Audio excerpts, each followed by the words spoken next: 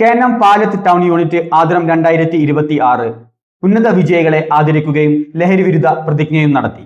KNM MGM പാലത്ത് town ശാഖയുടെ ആഭിമുഖ്യത്തിൽ KNM പൊതുപരീക്ഷകളിലും SSLC +2 പരീക്ഷകളിലും ഉന്നത വിജയം നേടിയ വിദ്യാർത്ഥികളെ അനുമോദിച്ചു.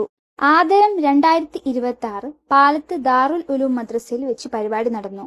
ജാസിൽ മാസ്റ്റർ ഉദ്ഘാടനം ചെയ്ത ചടങ്ങിൽ MGM ട്രഷറർ ജസ്ല ടീച്ചർ അധ്യക്ഷത വഹിച്ചു. വിജ്ഞാനത്തിന് ഏറെ പ്രാധാന്യം കൊടുക്കുന്ന ഒരു മതമാണ് ഇസ്ലാം. അതിന്റെ വക്താക്കളാണ് നമ്മൾ എന്നത് നമുക്കൊക്കെ നമുക്കൊക്കെ പ്രൗഢാവുന്ന ഒരു സമയം കൂടിയാണ്. ആ ഒരു അവസരത്തിൽ ഈ വിജ്ഞാനം നേടിയ കുട്ടികൾക്ക് ലഹരിക്കെതിരെയുള്ള തൂഫാൻ പ്രതിജ്ഞയ്ക്ക് KNM പാലത്ത് ടൗൺ സെക്രട്ടറി സൈനുദ്ദീൻ മുദിയേരി നേതൃത്വം നൽകി.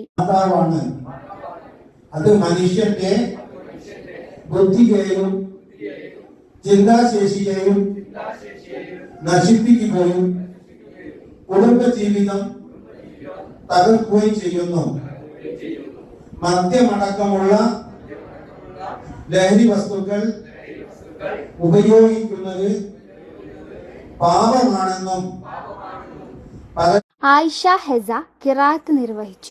ജമീല ടീച്ചർ, അബ്ദുൾ റസാഖ്, ഫാത്തിമ ജബീൻ, ഫലാഹ്, സെലീന എന്നിവർ സംസാരിച്ചു. News bureau, Chelannur.